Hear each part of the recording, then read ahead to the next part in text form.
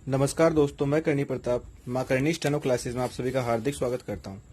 तो जैसा कि मैं आपके बीच रोजाना हाईकोर्ट स्पेशल डिक्टेशन लेकर उपस्थित होता हूँ, सेम वैसी डिक्टेशन मैं आज आपके बीच लेकर आया हूँ, जिसमें कि 3 डिफरेंट पैराग्राफ है, जिसमें तीनों का कंटेंट अलग अलग है। तो दोस्तों, वीडियो पर आने से पहले आप हमारे वीडियो को लाइक, कमेंट और शेयर करना बिल्कुल भी ना भूलें।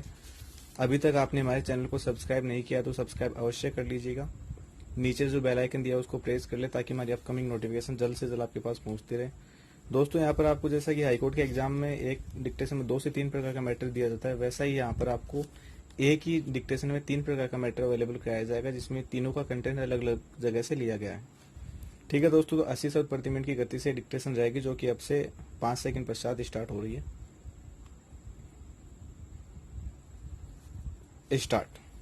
मौसम की मार वह आबादी सबसे ज्यादा झेल रही है जो बेघर है और खुले आसमान के नीचे बसर करती है। विराम।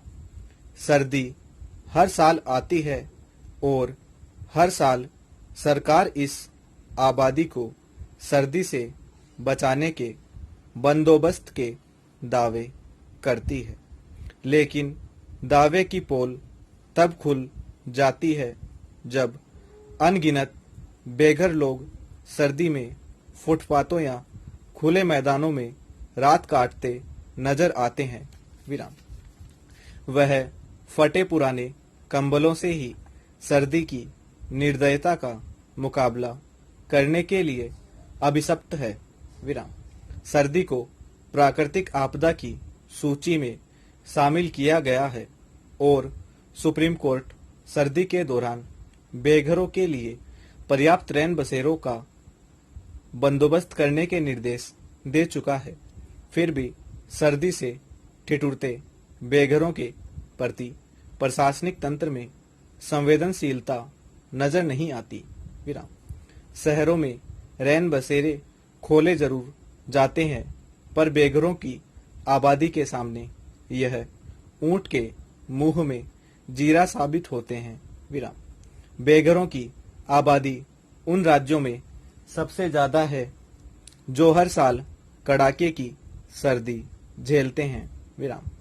राष्ट्रीय आपदा प्रबंधन संस्थान की रिपोर्ट के मुताबिक बेघरों की सबसे बड़ी आबादी उत्तर प्रदेश में है। विराम। राजस्थान, मध्य प्रदेश और गुजरात में भी हालात चिंताजनक है। विराम।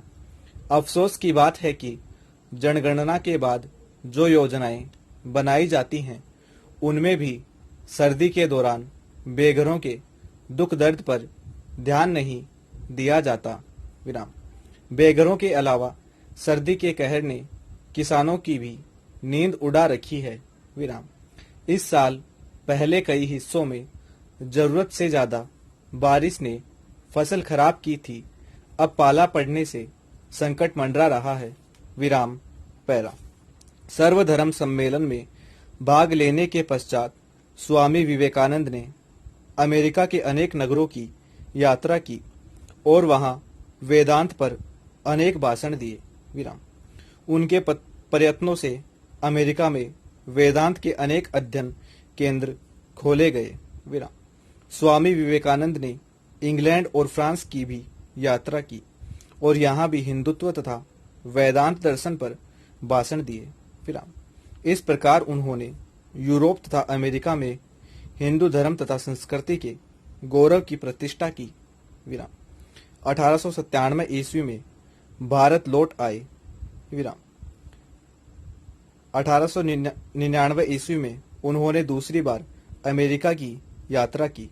विराम। इस बार उन्होंने न्यूयॉर्क में वेदांत सोसाइटी की स्थापना की और लॉस एंजल्स तथा सैन फ्रांसिस्को में वेदांत केंद्र खोले।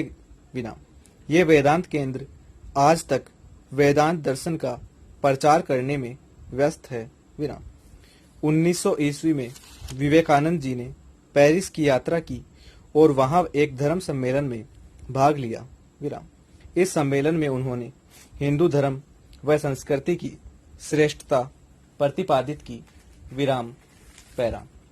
देश में सब्जियों से लेकर खाद्य सामग्री के मूल्य में बेतहाशा वृद्धि से आमजन परेशान है। विराम। विशेषकर निम्न और मध्यम आय वर्ग के उपभोक्ताओं का बजट गड़बड़ा गया है। ये खाद्य सामग्री अधिक दाम में बिक तो रही है, लेकिन इसका लाभ उन किसानों तक नहीं पहुंच रहा जो अपना पसीना बहाकर खेतों में फल सब्जियां उगाते हैं। विराम। दोनों वर्गों को राहत दिलाने के लिए ही पश्चिम बंगाल सरकार ने सुफल बांग्ला योजना लागू की। दिल्ली के नेशनल डेयरी डेवलपमेंट बोर्ड एवं राष्ट्रीय कृषि विकास योजना के सहयोग से प्रदेश के कृषि विपणन विभाग के अधीन संचालित सुफल बांग्ला योजना के तहत राज्य सरकार सीधे किसानों से उचित मूल्य पर सब्जियां और खाद्यान्न खरीदकर लोगों को बेचती है। विराम। इस योजना की सफलता से स्पष्ट है कि निजीकरण ही हर समस्या का समाधान नहीं है। विराम। साथ ही देश के अन्य राज्यों को भी अपने यहाँ इस मॉडल को लागू करना चाहिए। विराम। तो जैसा कि दोस्तों आप सभी ने यहाँ पर देखा, आपको 3 डिफरेंट पैराग्राफ डिक्टेट किए गए हैं जिसमें तीनों का कंटेंट अलग अलग है। तो दोस्तों डिक्टेशन को लिखने के बाद हमें कमेंट करके अवश्य बताएं कि हमारी डिक्टेशन से आपकी तैयारी कैसे क्या हो पा रही है, और किसी मित्र के पास कोई सुझाव है तो हमें अवश्य बताएं। कमेंट बॉक्स में अवश्य अपने सुझाव दें ताकि हम इसमें कोई भी करेक्शन करना हो तो आपके बीच करेक्शन करके उपस्थित हों। ठीक है दोस्तों, हम कल आपके बीच राजस्थान हाईकोर्ट स्पेशल डिक्टेशन लेकर उपस्थित होंगे। बहुत बहुत धन्यवाद आपका हमारे चैनल पर बने रहने के लिए।